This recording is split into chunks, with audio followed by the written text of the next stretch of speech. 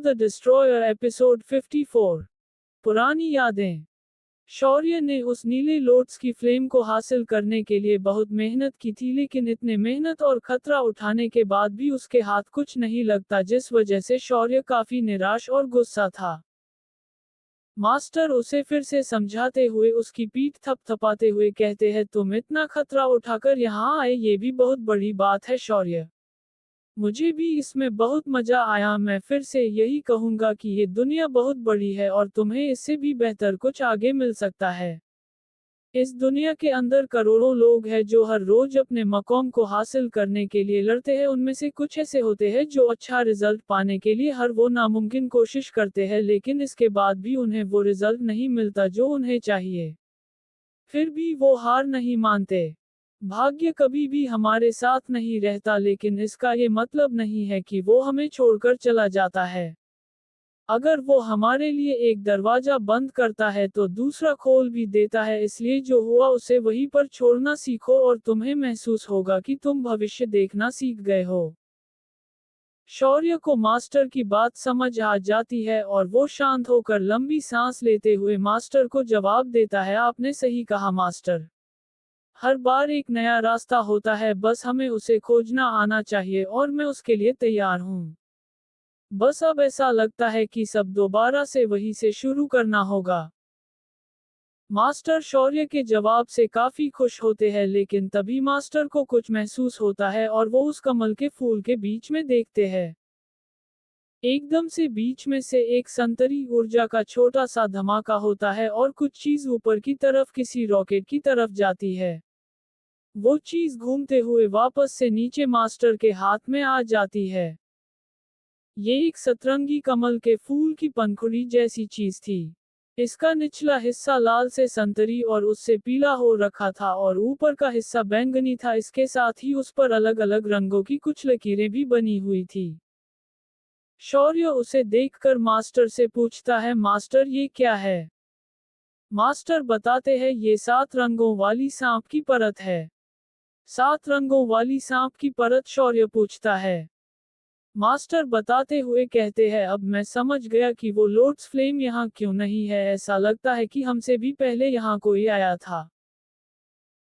ये सुनकर शौर्य चौंक जाता है और मास्टर आगे बताते हैं, 7 रंगों वाली सांप की परत यहाँ इस रेगिस्तान में सिर्फ एक ही है जिसके पास ये 7 रंगों वाली परत है, और वो नागवंश से है, रानी मेड्यूसा।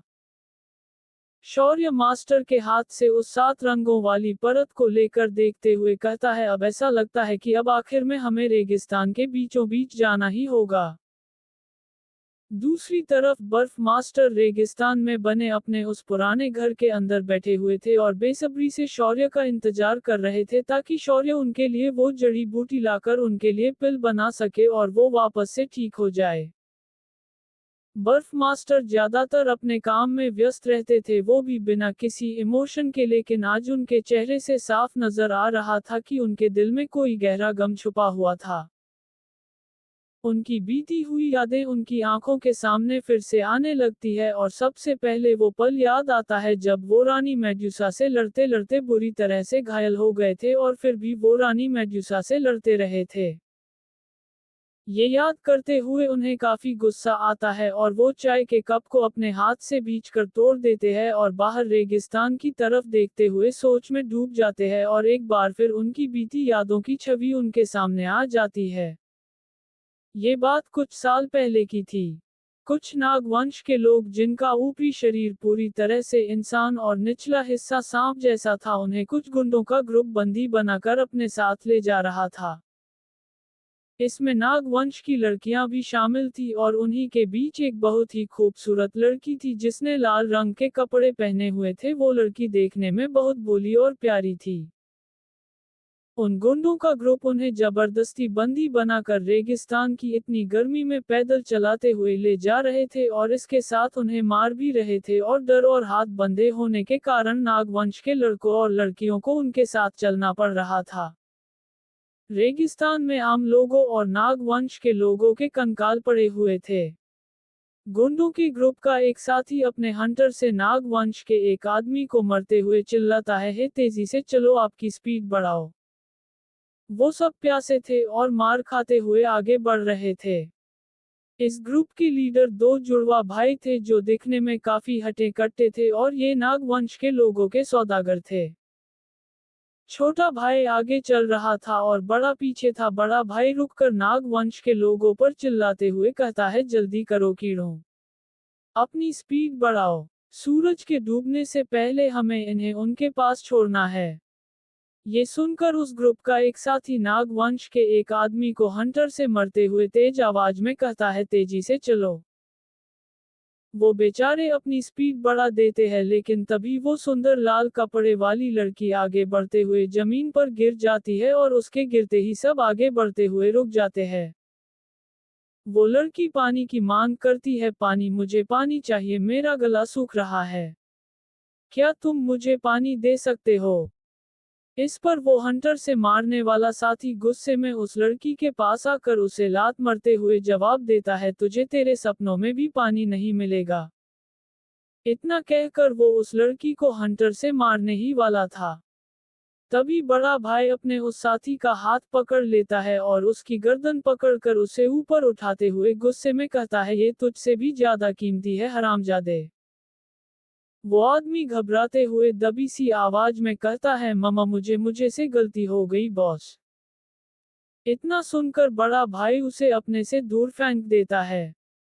तभी छोटा भाई भी अपनी कुल्हाड़ी अपनी पीठ पर टांगे वही आ जाता है। वो उस लड़की के पास बैठ जाता है और उसका मुंह पकड़कर पूछता है, क्या तुम्हें प्यास लग रही है? लड़की घबरा जाती है और तभी उन गुंडों का एक साथी कहता है, बॉस सामने देखो। ये सुनकर वो सामने की तरफ देखते हैं और पाते हैं कि लबादा ओढ़े एक आदमी बड़ी सी छिपकली जैसे जीव पर एक लकड़ी की गाड़ी जोड़े गाड़ी के ऊपर एक लकड़ी की बनी टंकी रखे उनकी तरफ आ रहा था। उस टंकी पर लिखा हुआ था, पानी। ये देखकर छोटा भाई लड़की को छोड़ खड़ा होकर अपनी कुल्हाड़ी हाथ में लेकर सीधा उस गाड़ी की तरफ भागता है और उस टंकी पर कुल्हाड़ी से वार कर देता है। कुल्हाड़ी के वार से पानी की टंकी के अंदर छेद हो जाता है और पानी बाहर निकलने लगता है। छोटा भाई तुरंत उस पानी को पीने लगता है। बड़ा भाई भी गाड़ी के आगे आ जाता है और अपना भाला निकालकर गाड़ी वाले आदमी से कहता है, तुम्हारी ये पानी की गाड़ी अब हमारी हुई। इस पर वो लबादा ओढ़े आदमी गाड़ी से उतरते हुए जवाब देता है, कोई बात नहीं, अगर आप इसका दाम मुझे दे दोगे तो मुझे कोई परेशानी नहीं है। ये सुनकर दोनों भाई जोर से हंसते हैं, हा हा हा हा। छोटा भाई अपने बाकी साथियों को आवाज लगाते हुए कहता है, आओ रेजी भर के अपनी प्यास बुझाओ। इतना सुनते ही उनके सभी साथी पानी पीने के लिए भागते हुए आने लगते हैं। छोटा भाई पानी वाले को जवाब देता है, हमारे पास पैसे की कमी नहीं है। ये नाग वंश के लोग ही हमारे पैसे है। ये सुनकर पानी बेचने वाला आदमी, जिसका पूरा शरीर काले कपड़े से ढका हुआ था, सिर्फ आंखें ही दिखाई दे रही थी, वो नाग वंश के लोगों की तरफ बढ़ने लगता है और उनके पास रुककर हर एक को देखता है और फिर उसकी नजर सीधा जमीन पर गिरी हुई उस लड़की पर जाती है। वो लड़की की तरफ देख ही रहा था तभी पीछे से छोटा भाई आते हुए कहता है, पानी बेचने वाले, यहाँ ऐसा कुछ नहीं है जिसके तुम मजे नहीं ले सकते। पानी बेचने वाला उसकी बात पर गौर नहीं करता और उस लड़की की तरफ बढ़ने लगता है। इससे छोटे भाई को गुस्सा आ जाता है क्योंकि पानी वाला उसकी बात पर गौर नहीं कर रहा था।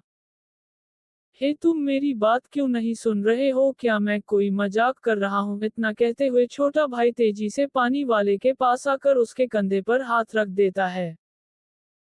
एकदम से पानी वाले के अंदर से बहुत ताकतवर ऊर्जा की फोर्स निकलती है।